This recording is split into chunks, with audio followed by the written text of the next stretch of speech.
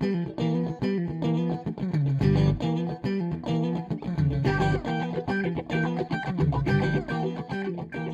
and welcome to the Outlet Pass, presented by the And One Podcast. I am your host, Alex West, and I'm coming to you with breaking news.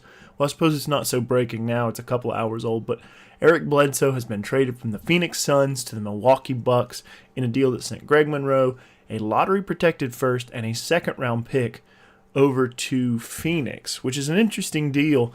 There's a lot to get into with this deal. The first thing, obviously, is that Eric Bledsoe is going to be a player who can provide some help to Giannis on the offensive end. Giannis Antetokounmpo, the budding superstar in Milwaukee, has had trouble sort of creating offense. They've lost 3 in a row. They're playing against Cleveland tonight. It does not look like Eric Bledsoe is going to be available to play against Cleveland. Looks like he'll join the team to play on Friday in San Antonio. But they do need help, and they've lost 3 in a row. Their last 3 losses are to Oklahoma City, Charlotte, and Detroit. So those are two sort of fringe Eastern playoff teams, and then obviously Oklahoma City is what they are. But I think this is going to really help. It's going to unlock a little bit of a small ball lineup, a lineup that has Tony Snell, Chris Middleton, Malcolm Brogdon, Giannis Antetokounmpo, and then Eric Bledsoe. And that's probably the best lineup for Giannis. That's the problem with Greg Monroe. There was a real issue with floor spacing when he was on the court. You can sort of bear that out. I wrote an article just a few minutes ago for 94 Feet Report where the on-off stats with Giannis and Greg Monroe, they had a 93 offensive rating when both of them were on the floor, which sort of is indicative of a problem that you could see a little bit better on film, in that Monroe couldn't space the floor, and they had to sort of mitigate where he was because Giannis is such a potent rim attacker. And now that's going to be a little bit more freed up, whether you'd go with that small ball lineup or you go with a lineup that includes Thon Maker, who can space the floor a little bit better.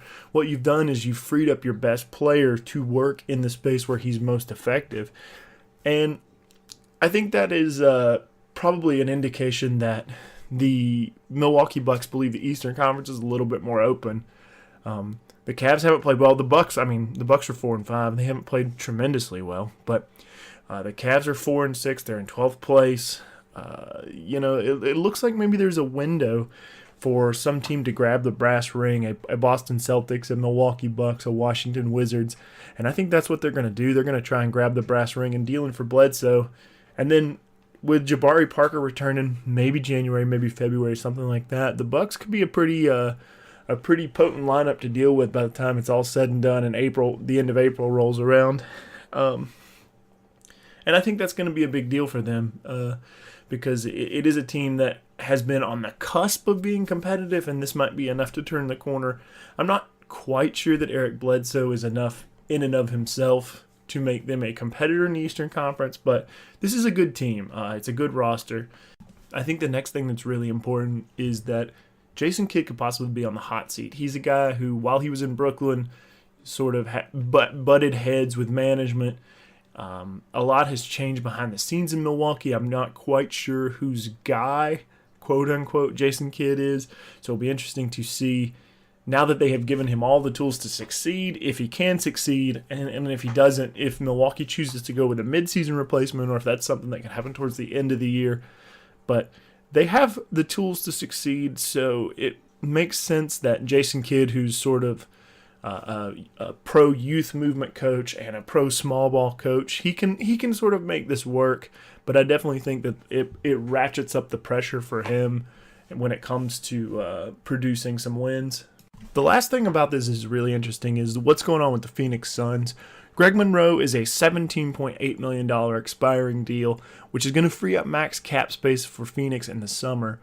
And Phoenix is not one of those teams that's going to draw the big names that are coming up in free agency this year. They're probably going to be more like Dallas was a couple of seasons ago, where they threw big money at a guy like Harrison Barnes, who's younger and can maybe lure a restricted free agent with a big deal or something like that. And so it'll be interesting to see if they go after even a guy like Jabari Parker, who they want to overpay to get their guy, because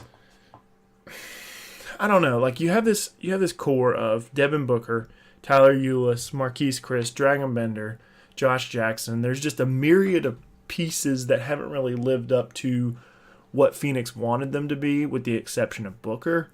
And they don't really have the floor to start building off of yet, because I still think they're in that like checking period where like if Dragon Bender can do this, or if Marquise Chris can do this, they can be talented players, but right now they're just not there.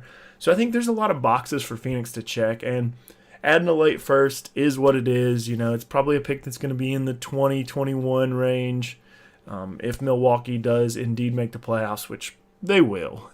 But not a ton of talent coming in at 2021. You have to be really good and really pursue that kind of depth. But, the Phoenix will have their own pick. They'll have this pick from Milwaukee. They'll have a second somewhere down the line. And they'll also have max cap space, so that's something that can be interesting to follow as it develops.